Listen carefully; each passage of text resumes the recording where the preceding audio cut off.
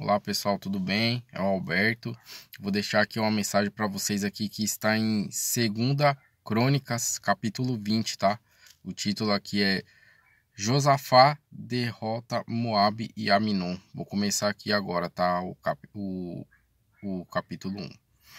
Depois disso, os moabitas e amonitas, com alguns dos meunitas, entraram em guerra contra Josafá. Então informaram a Josafá: um exército enorme vem contra ti, de Edom, do outro lado do Mar Morto. Já está em Hazon Tamar, isto é, em Gede. Alarmado, Josafá decidiu consultar o Senhor e proclamou um jejum em todo o reino de Judá. Então, pessoal, aqui o que a gente tem de entendimento aqui, o rei Josafá, ao receber a má notícia, ele não consultou nenhum dos seus soldado, capitão, ninguém do exército. Ele foi primeiro consultar a Deus primeiro. E ao consultar a Deus, ele proclamou um jejum, né, em toda a sua nação, em todo o Judá. Porque o que significa o jejum? O jejum é um sinal de humilhação para Deus, né? Eu estava vendo uma frase aí outro dia que o povo fala muito: os humilhados serão exaltados. E eu vi um pastor dar um entendimento que não é bem assim que funciona. Os que se humilham para Deus são exaltados, né? Então, por isso, o rei Josafá decidiu para que todo mundo abrisse esse jejum, para eles se humilharem a Deus, para obterem a resposta. Seria mais ou menos como, talvez, uma oferta ao Senhor, o seu jejum, né? Vou continuar aqui no 4. Reuniu-se, pois, o povo, vindo de todas as cidades de Judá, para buscar a ajuda do Senhor. Josafá levantou-se na assembleia de Judá e de Jerusalém, no templo do Senhor, na frente do pátio novo, e orou. E ele disse: Senhor, Deus dos nossos antepassados, não és tu o Deus que está nos céus? Tu dominas sobre todos os reinos do mundo. Força e poder estão em suas mãos. Ninguém pode opor-se a ti.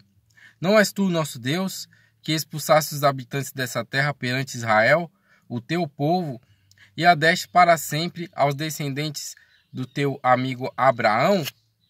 Então aqui eu vou só dar uma adiantada que ele clama ao Senhor, né? E requer a promessa. Aqui eu vou pular aqui pro 10. Mas agora aí estão os amonitas, moabitas e habitantes do monte de Seir, cujos territórios não permitisse que Israel invadisse quando vinha do Egito. Por isso os israelitas se desviaram deles e não os destruíram.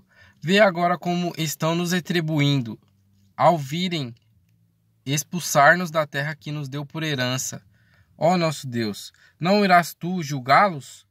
Pois não temos força para enfrentar esse exército imenso que vem nos atacar.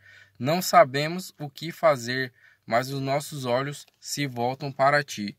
Então Josafá aqui reuniu o povo obedeceu, né? O povo foi clamar a Deus, né, em obediência, e eles sabiam que era impossível eles vencer aquele exército, né? Mas eles sabiam da grandeza de Deus e que Deus tinha dado aquela terra para eles por promessa.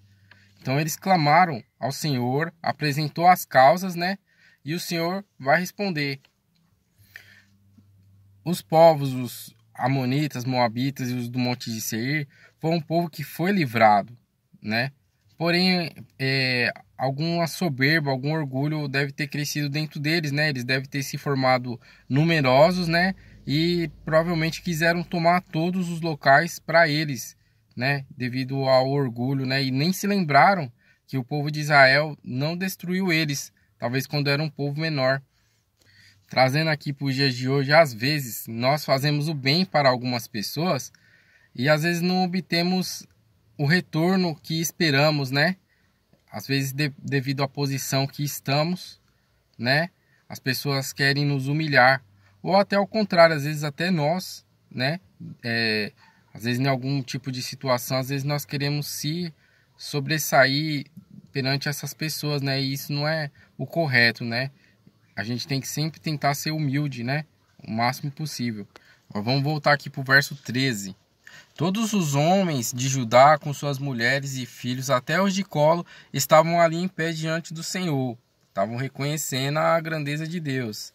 No 14.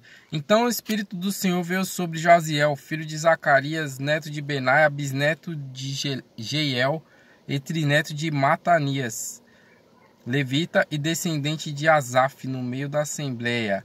E ele disse: escutem todos os que vivem em Judá e em Jerusalém, ó rei Josafá.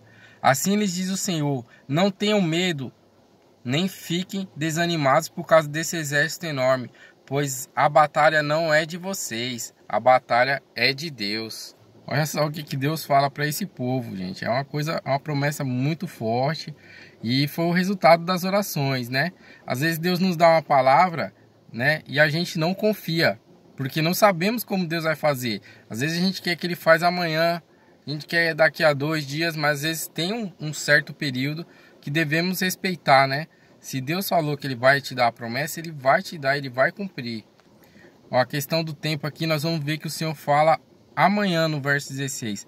Amanhã desçam contra eles, eis que virão pela subida de Ziz, e vocês os encontrarão no fim do vale, em frente ao deserto de Jeruel. Deus mandou eles ir amanhã, e se eles adiassem, certamente perderiam a batalha, né? Porque é mistério de Deus. Ele mandou ir, você tem que ir. Ele mandou você ficar, você tem que ficar. O que Ele mandar, você tem que obedecer. E está bem sensível à voz de Deus. Olha só no 17. Vocês não precisarão lutar nessa batalha. Tomem as suas posições, permaneçam firmes e vejam o livramento que o Senhor lhes dará, ó Judá, ó Jerusalém. Não tenha medo nem desanimem. Saiam para enfrentá-los amanhã, e o Senhor estará com vocês. O que o Senhor quer dizer aqui? No começo, ele fala que eles não precisaram lutar, mas eles mandam eles estar em posição de guerra e irem à batalha. O que significa isso? Você tomar uma atitude referente ao problema. Você tem que tomar uma posição também, não é só esperar Deus. Muitas vezes você tem que ir à batalha. Mesmo que você não vai precisar lutar, você vai ter que estar lá. Você vai ter que estar lá para ver o que Deus vai fazer. Aqui no verso 18, Josafá prostrou-se o rosto em terra, e todo o povo de Judá e de Jerusalém prostrou-se em adoração perante ao Senhor. Adoração ao Senhor significa confiança. Eles já confiaram em Deus, então eles adoraram ao Senhor em gratidão pela vitória que o Senhor ia dar. Eles já estavam confiantes de que o Senhor ia dar a vitória para eles. Eu vou pular aqui para o 22.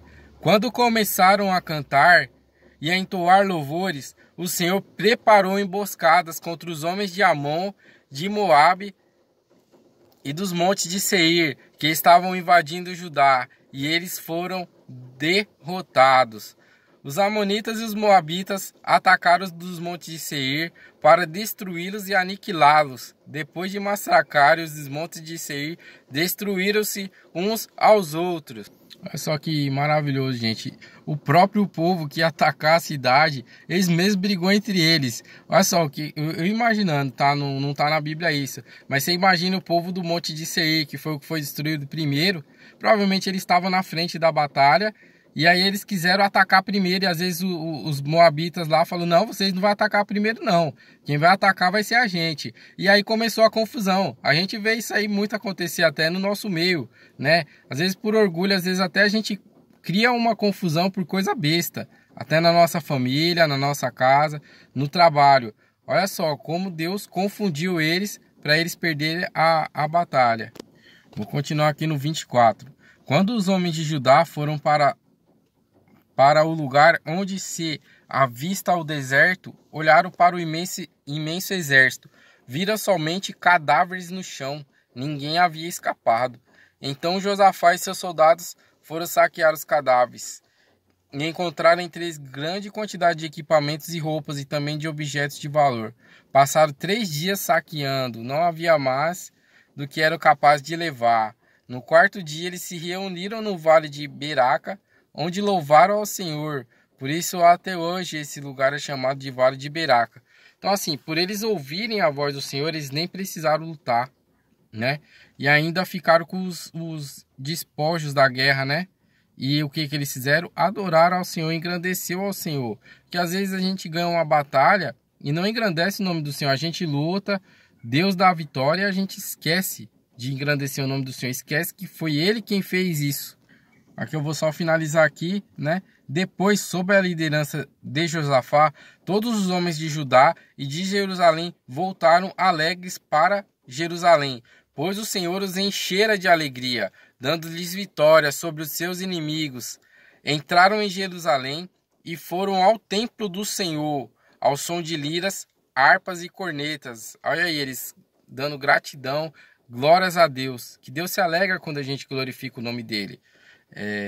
No 29, o temor do Senhor veio sobre todas as nações, como souberam como o Senhor havia lutado contra os inimigos de Israel, e o reino de Judá, de Josafá, manteve-se em paz, pois o Senhor lhe concedeu paz em todas as suas fronteiras.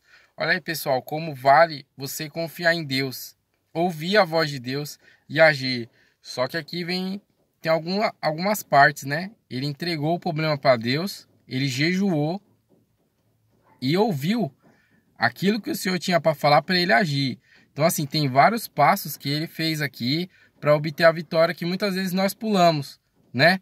Às vezes nós acabamos pulando etapa por desespero, por achar que Deus não vai fazer. Se Josafá pulasse a etapa, não consultasse a Deus, já fosse para a guerra, certamente ele poderia perder, né? Porque ele não tinha consultado ao Senhor, então o Senhor nem deixou ele lutar.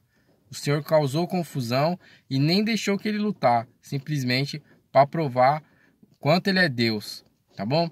E obrigado aí quem ouviu essa mensagem aí, que Deus abençoe sua vida. Se você quiser, inscreve no canal, se não quiser, não tem problema, tá? A gente vai sempre tentar colocar bastante mensagem aí, né? 3 a 4 vezes na semana, dependendo da semana, como é que vai ser, tá? Obrigado.